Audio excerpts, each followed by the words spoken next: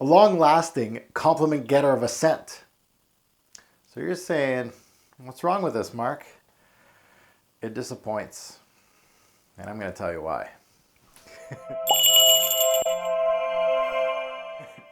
What's going on, YouTube fragrance family? Welcome to another Robes 08 fragrance review. Today I'm going to put my nose on the house of Bond Number 9. If you recall, a few years back, Bond Number 9 released this thing right here. The Scent of Peace did actually fairly well for the brand. I actually have a full-fledged review on my channel on this one. A few years later, they finally released the Scent of Peace for Him, which is the fragrance I'm going to be reviewing today. Yes, it comes with a cute little bow tie. Well, let's see what the scent gives me next. Scent of Peace for Him hit the shelves in 2013. Bottle sizes are the 1.7 ounce and the one you see here, the 3.4 ounce bottle. Concentration is eau de parfum. Pricing, you're looking at around $180 to $250 retail American. Again, Bond Number 9s do hit discounters, so you may get this for a little cheaper than that. Before I get into the meat and potatoes of the fragrance review, I wanted to thank my partner FragranceX.com for the Scent of Peace for Him. You can purchase this fragrance and a whole boatload of the Bond Number 9 fragrances on FragranceX.com. You can utilize my code ROBES08. You get a great discount of 15% off. So go check out FragranceX.com. So now let's get into the notes. Let's take a look at what's under the hood of the Scent of Peace for Him. So in the introduction, very fresh, fruity, bergamot, juniper berry, and pineapple. Pineapple is the subject du jour with the Scent of Peace for Him, just because, of course, anything with pineapple gets compared to the almighty Aventus. So let's see how that squares up against Aventus. Let's take a look at the mid. We got blackcurrant, cedar, and vetiver. So we got some woody notes here. And in the base, we got musk, patchouli, and amber. So a very solid base, I might say. Major notes to my nose were the juniper berries, the pineapple, the vetiver, the cedar, and the musk. So group to see woody aromatic fragrance. Now, how many sprays and where? Let's check out my application for this fragrance. I always take the bow tie off. It's nice to have for presentation, but that's about it. So I do actually not too much with this one. I learned fairly quickly. A lot of bonds do this actually. Quite a few bonds do very well on my skin. This one does the same thing. So I do my usual one on the chest and then two on the neck. That's it. Say two. Really, I've went into buildings with this stuff with more than 3 sprays. And yeah, I took over the building pretty much. This stuff is fairly strong. She lasts, and especially in the first, I would say the first hour to hour 5 or so, it pushes quite a bit as far as projection goes. So just be easy on the trigger with this one. Now let's sniff her out. I'm going to do just one more spray now on my back of my hand here. Who cares about the little bow tie? And remind me of the introduction. So let's delve into the scent. The first thing that hits my nose is the fruity aspect of Scent of Peace for Him. Already, I can smell the fruitiness of this opening. So Scent of Peace for Him opens up fresh with lots of fruity aspects and its signature musky skeleton that will be the backbone of the scent, which will take center stage later on in the life of the scent. The juniper berries are at the forefront of the scent, even if some users easily gravitate towards the pineapple note in the scent, and then they scream Aventus or Aventus. Yeah, I think personally, the juniper berries really hit my nose, and my nose really does gravitate. Of course, the pineapple's there. You can't miss it. But I don't think it's the central theme of this set, especially in the introduction. It's the juniper that is bright. It's bitter, it's green, it's piney, it's fresh at the same time. You've got a little bit of that bergamot, which slightly shows itself, gives the scent a mild brightness, with the pineapple as the second in command. It already shows kind of in this opening, it's already showing not a good part of the fragrance. It's soapy, almost laundry-like softness, which is distracted by this beautiful fruity opening. So I really love the fruity opening. I love how this one starts. My nose loves it. Pineapple's actually fairly decent in this one. Juniper, I love juniper. So those things are all pluses. However, we got this muskiness that's coming through. We got some soapy laundry feel to the fragrance, and that's going to be more into your dry down. So now let's talk more about the pineapple, because most of you that have clicked on this is, does this smell like Aventus? How's the pineapple? So let's talk about the pineapple, don't we? The pineapple is probably why many people clicked on this video, and I'll be honest, is a very solid pineapple note. And even though it's not the central note, it's very much prominent in this opening. And without it in the opening, it wouldn't be as interesting, honestly. It's authentic as a pineapple note can be. However, I can't say that for the rest of the scent itself. You have a solid blackcurrant note going in and out of the intro and the heart. Again, it's another solid part of the fragrance and is another piece of the interesting part of the scent. You mildly start getting the woods here, the cedar, the vetiver. They aren't thick or large, and they don't have too much personality to them, just enough to give the scent some depth, really. You don't get really much of that rootiness from the vetiver. The opening of this scent is the star of the show, and for me personally, it all starts going downhill from there. Now, more into the dry down of the centerpiece for him, this is where it loses me. It's stripped of all its interesting notes and loses me quite a bit.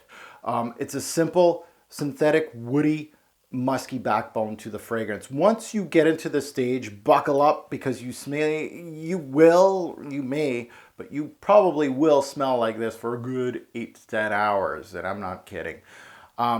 It's a fairly linear scent. It's not going to move much on your skin. Mostly this dry down gives me simple vetiver, not too rooty, not very interesting per se.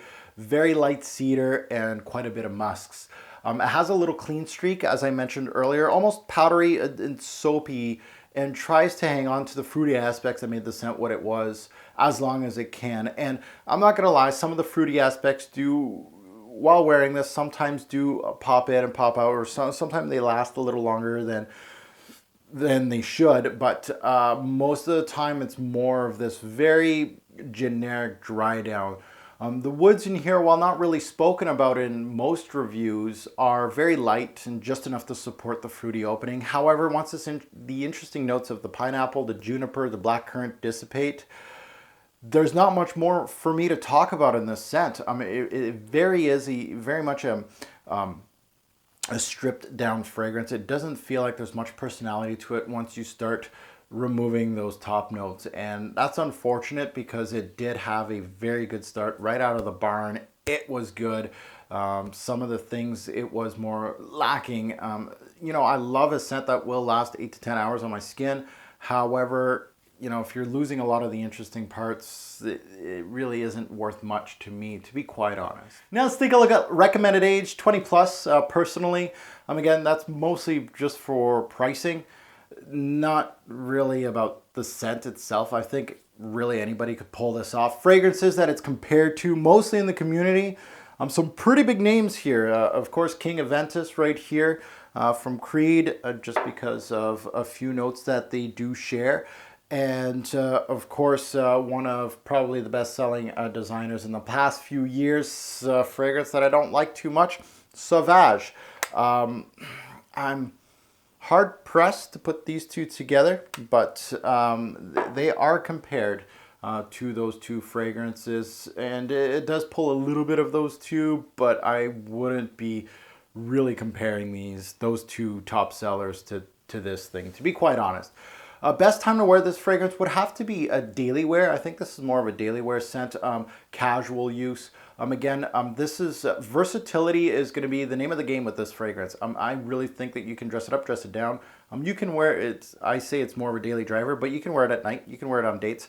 It really is a Swiss Army knife of a fragrance, and it's going to do very well as far as versatility goes.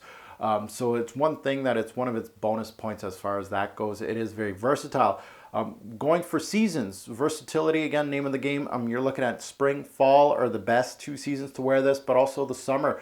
Summer nights work very, very well. Those a little cooler summer nights, perfect. Just like Aventus. Aventus works very well as summer nights too.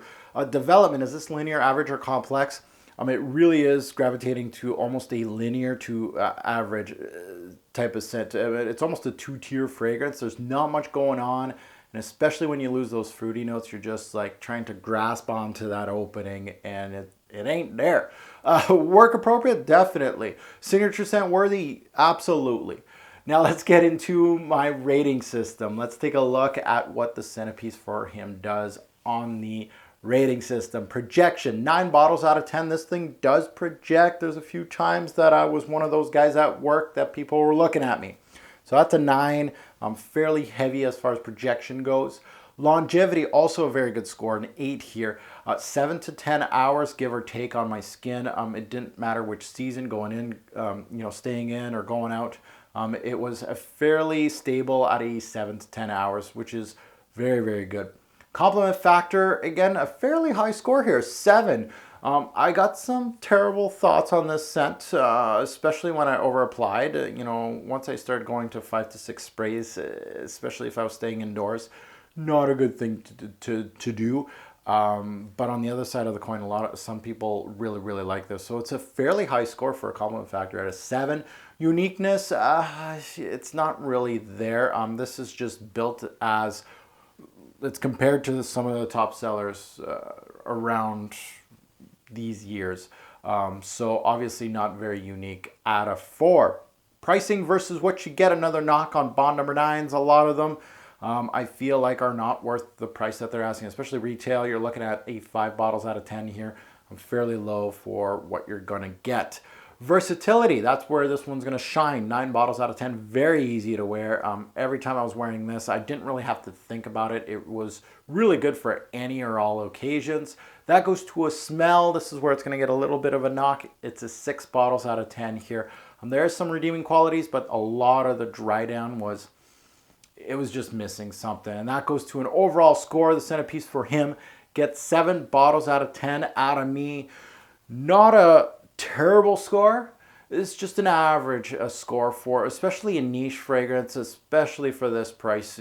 For me, I'm looking at, scores at 8 to 10, at least an 8 here. And 7 is right at the cusp that, I'm going to wear this once in a while, but I don't think it'll ever be heavy in rotation for me. And that goes to a buy, try, or pass. This is a definite try from me, and it could almost go to a pass depending what you value in a scent. And that goes to what things you like in a scent. Overall, the Centerpiece for him, signature scent. A dumb reach type of scent that can be worn dressed up, dressed down, any season. Also, like many Bond number 9s, it seems you don't have much personality in the fragrance, and that's what it's missing. I just feel like it's missing something, especially in that dry down. That opening has tons of personality. Once you start getting into the nitty gritty, there's nothing there. If you're into scents with heavy projection and longevity, with a solid compliment factor, with good versatility, this may be for you. It rated low in scent, as the dry down was something less to be desired, and in pricing, uniqueness, which are, for the price, you should come with something great. This is not great for me. This is a good, solid scent. The bow tie on it, she's pretty cute, but you can't dress up that ugly scent, Bond number 9. All jokes aside, it's an okay scent. I think it's well deserved as a 7, as the score shows. Many Bonds tiptoe into the 7 or 8 category. There's not too many 9 or 10s, in my personal opinion. Not saying it's a bad scent, but also I'm not saying that it's a great scent. So it's one of those that are just and is really worth $150+ of your hard-earned money. That's up to you. So please remember, a great or poor fragrance will make a lasting impression. Choose your scent wisely. Thanks for watching, guys. Have a good one.